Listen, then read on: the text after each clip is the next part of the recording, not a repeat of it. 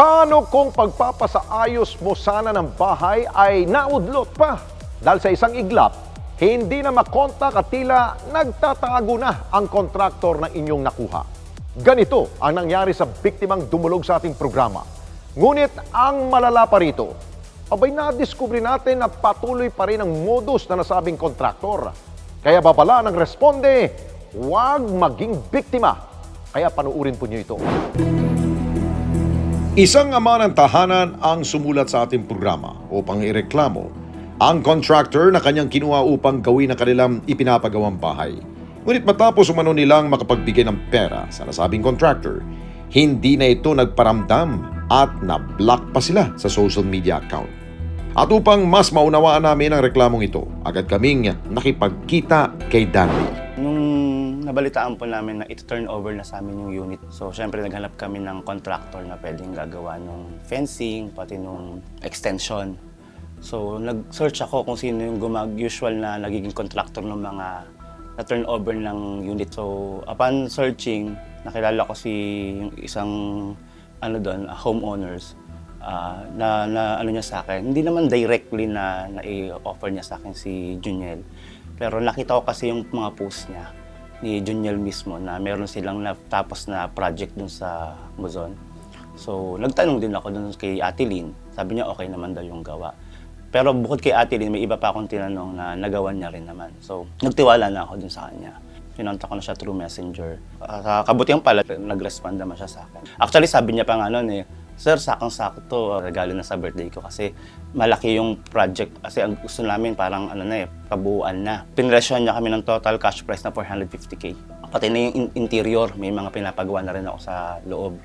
So, sabi niya, sige sir, pag na-turn over sa inyo yung unit, pirmahan tayo ng kontrata. Then, pwede ka magbigay ng initial payment mo sa amin. So, yun. Nung kasama ko si Mamila Daddy nung tinurn over yung unit, nakilala na namin personally. That's the first time na nakilala namin si Juniel. Tapos, that very moment, pinirmahan na namin yung kontrata. Tapos, isa na namin yung mga gusto namin mangyari sa bahay. Afterwards, nagbigay na kami sa kanya ng initial down payment na 112,500. That was August 9. At kahit nakapagbigay na ng pera, muli na namang nanghingi si Juniel kahit wala pang nagagawang bahay. Wala pang isang linggo, minessage siya na ako. Nanghihingi uli siya ng pang bili doon ng drum. Pero wala pang lumalabas na permit, nanghingi na sila ng pambayad ng drum, 3,300. Tapos August 14, nanghingi na naman siya ng second down payment. Hindi pa rin nagsisimula yung project wala pa rin lumalabas na permit.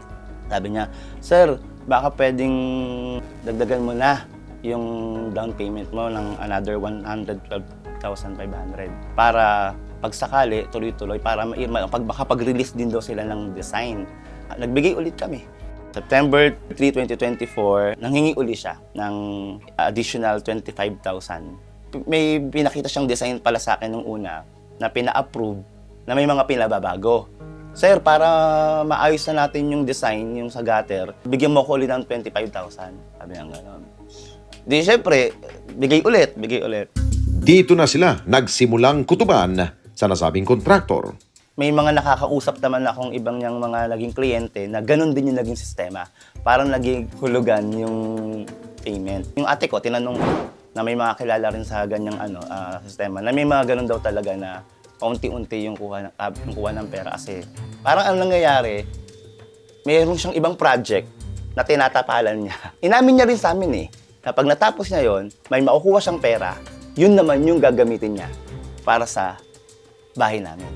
So, inintindi ko siya doon. To cut the long story short, nasa school ako, nagtuturo pa ako noon Tumawag siya, sabi niya, Sir, baka naman pwedeng buuin nyo na. Ayun na, doon na ako kinabahan. Kasi pinabubuo na yung 450K.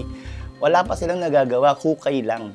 Sabi ko, boss, hindi na kita kaya mapagbigyan ngayon dahil nasa krisis din kami. Yung pamangkin ko na ospital, nang hiram ng pera sa akin kuya ko. So yung perang dapat nakalaan para dyan, medyo nabawasan na.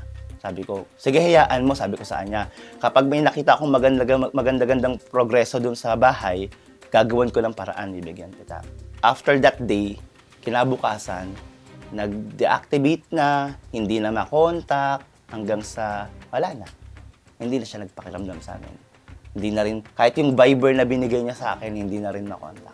Nung unang deactivate niya kasi, nagbigay siya ng Viber. Huwag kayong mag-alala, huwag kayong kabahan, tutuloy ko yan.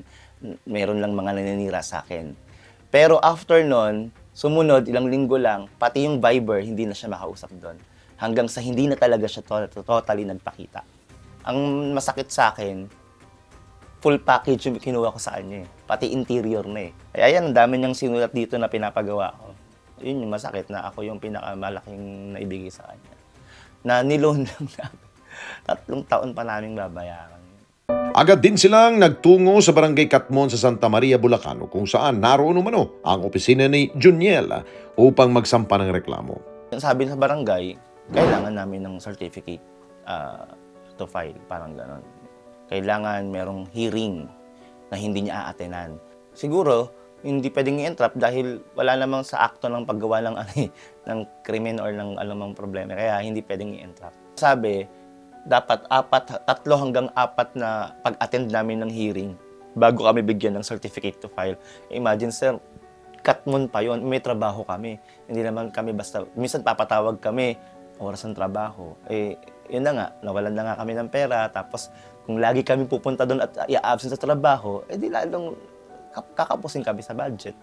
Yung nakalagay dito na opisina nila, feeling ko bahay lang nila to. Hindi ko alam yung itsura kung nag-set up ba doon ng opisina sa bahay nila mismo or what. Hindi ko pa talaga napupuntahan. Ito rin hinihintay ko na sabihin sa akin sa barangay na, tara sir, puntahan natin, baka gusto nyo makita. Kumbaga, i-offer sa amin. Kasi, lost kami. Hindi namin alam talaga ang gagawin namin. Walang ganong offer sa amin. So, syempre, kami, hindi namin alam yung magiging move namin. Ang pinaka nagawa lang namin, i-report sa barangay. Mag-file ng reklamo sa barangay. Kaya't ang kanyang panawagan, tumigil na si Juniel sa kanyang panluloko. Na dapat itigil niya na kasi kawawa. Hindi naman porket naglabas ng ganyang pera, mayayaman talaga Just like sa sitwasyon namin, wala naman talaga kaming na cash na pera. Inalo lang namin yan, niloan lang namin. So, para sa akin, tigil niya na yung panluloko niya. Kasi ang hirap kumita ng pera. Pangarap namin yung mag-asawa para sa anak ko Tapos lolokohin niya lang kami. Sinubukan din naming makipag-ugnayan kay Juniel sa pamamagitan ng text, subalit wala kaming natanggap na tugon mula sa kanya. Maging ang numero ng kanyang cellphone ay hindi rin makontak. We're sorry, but your call couldn't get through because your call barring is on. Or the person you're calling has activated the call forwarding feature. Thank you. Hinanap din namin ang Juniel Pineda at ang PJ Construction Services sa Facebook. Ngunit wala ring lumalabas. At dahil dito, nagpasya kaming puntahan ang sinasabing address ng opisina ng PJ Construction Services sa Santa Maria, Bulacan. Pero bigo kaming matagpuan ang nasabing address. Kaya dumiretso na kami sa Barangay Hall ng Katmon upang magtanong. Ngunit hindi namin inaasahan ang aming natuklasan dahil si Juniel, marami pa palang ibang nabiktima. Bali last year pa yun mga August 2024. Kasi dati naman siya, marami na siyang ginagawang project yun Itong later na lang na hindi na niya nagampanan yung mga kontrata niya na sa ibang mga lumapit sa kanya, mga kapitbahay niya. Bali, kasi siya, nagkaroon siya ng unit dito sa Pagsibol Phase 2. Siguro talaga naman trabaho niya, parang dati pa ata sa Cavite. Tapos, nangontrata siya ng mga extension ng mga unit. Kasi ang mga unit, di ba, pag tayo kumuha sa mga subdivision, square lang siya, tapos walang finishing. Tapos yun, nag-extend ng mga garahe, dirty kitchen. Yun, nangontrata siya. Ang naging problema, ang mga reklamo sa kanya, kadalasan, kukuha ng mga advance payment. Nung una, may natatapos, pero yung later na, nagreklamo na yung mga kanya mga kliyente dahil hindi na niya natatapos yung mga project na ayon sa kontrata nila. Hindi natin alam ang pinaka-dahilan ni Mr. Pineda kung ano talaga yung naging reason bakit hindi niya natapos at ayaw niyang harapin yung mga nirereklamo sa kanya. Kaya nga lang ngayon, sa halip na harapin niya, pinagtaguan pa niya. Hindi siya nagpakita, hindi siya malang nagpaliwanag, ano ba nangyari, bakit nagkaganon. Di dapat para yung mga tao hindi naghihintay, hindi umaasa kung may pag-asa pa ba. Hindi lang namin alam yung mga nauna na to. Yung halos 8 tao na to na nagreklamo na nabigyan na namin si Epe, hindi ko alam kung idinulog na nila ito sa korte. Kung sakaling ano man ang gawin ng korte, kung magkaroon ng warrant of arrest.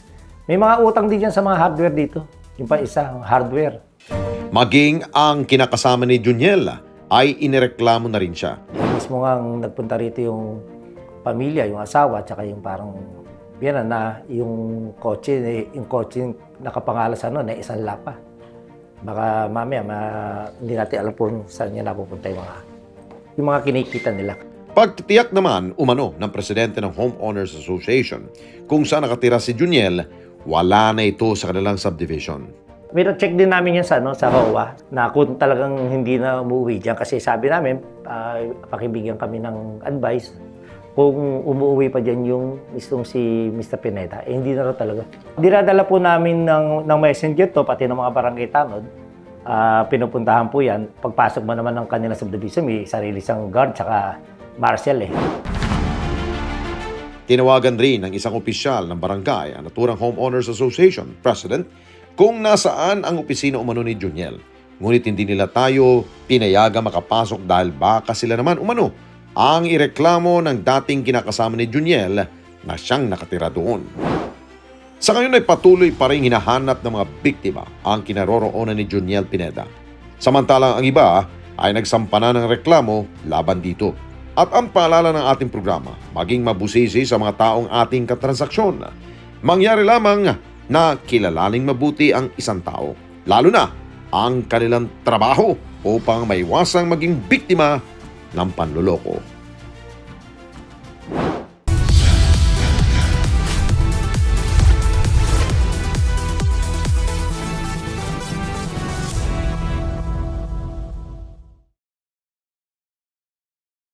Mga kababayan, salamat po sa inyong pong pagsubaybay sa Responde Mata ng Mamamayan. Para mapanood pa ang iba pa naming pagresponde sa ating mga kababayan, i-click lamang ang subscribe button o i-follow lamang ang Net25 social media pages at Net25 TV.